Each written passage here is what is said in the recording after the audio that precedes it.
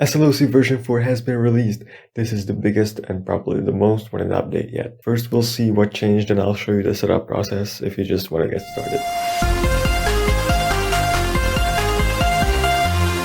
V4 added trigger actions, which is a really goofy way of saying there are teleporters now.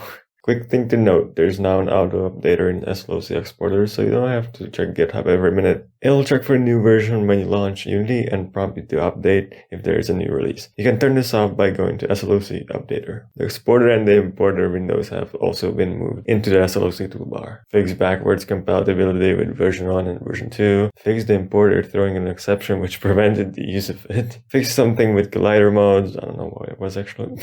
If you now tick is trigger on a collider, its collider mode will be set to trigger. This can be still overridden by adding the collider mode setter script. However, you can't automatically set the collider mode to none by disabling the collider component. Okay, here's the fire part. Trigger actions. Triggers can now invoke different actions like teleporting the player or killing them. You can specify which object types does it affect. Players, other admin toys with colliders, item pickups, or ragdolls. The event type can also be specified. Enter is invoked when an object enters the trigger. Stay is triggered on every fixed update call while an object is in the trigger. And exit is called when an object leaves the trigger. Let's see some of the actions currently implemented. Kill player kills the player with the given custom death reason. Teleport to spawned object. You can select another object to teleport to with a given offset. Move relative to self. The object triggering the action will move relative to itself. There are some other teleport options as well. Two of them are self-explanatory, but world space transform will calculate the position in world space instead of local space. For example, turning this off and move relative to self and giving it a forward offset,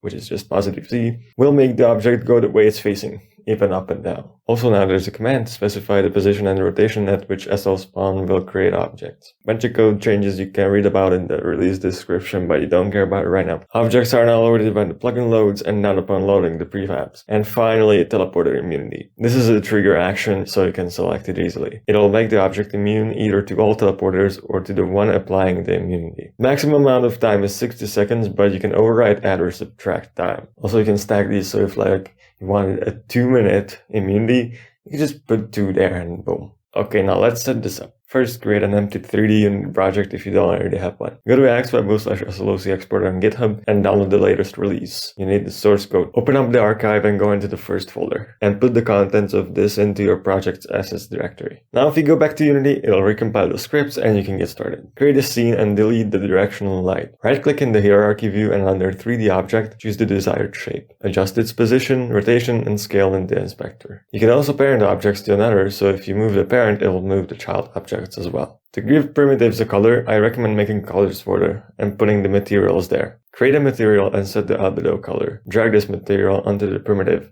and now you got it colored. To change the way an object's collider behaves, add the collider mode setter script and select the desired mode. This supports multi-editing, so you can select multiple objects at the same time by holding Ctrl and changing the mode in the inspector. If you want to make use of trigger actions, the collider mode must be trigger or non-spawn trigger. Add a trigger action script and choose the type of the action. You can select different types of targets that can trigger this and the trigger events as well. Now let's export this masterpiece. Go to SLOC and export. Select the path to export to. Choose some attributes. Also hover over a label if you don't know what it does. Click export all and boom! Things are exported into a file. Now we're gonna install a plugin. If you're using Northwood plugin API without exiled, you can just run pinstall axwebbo/SLOC loader in the server console. You can find installation instructions in the README, by the way. To have your objects be automatically spawned, you need to put the file into the right directory. Exiled is appdata exiled plugins SLOC objects. For Northwood API, it's appdata SCP secret laboratory plugin API plugins your server port SLOC loader objects. Then you can edit the config and specify where to spawn it. You can select room names, types, or even a static position if you need it. Manually spawning an object is simple. Just use the slspawn command and provide the file name without SLOC. If you invoke the slposition or slrotation commands, you can also set the location and the way the object will face. Yeah, that's pretty much it for now.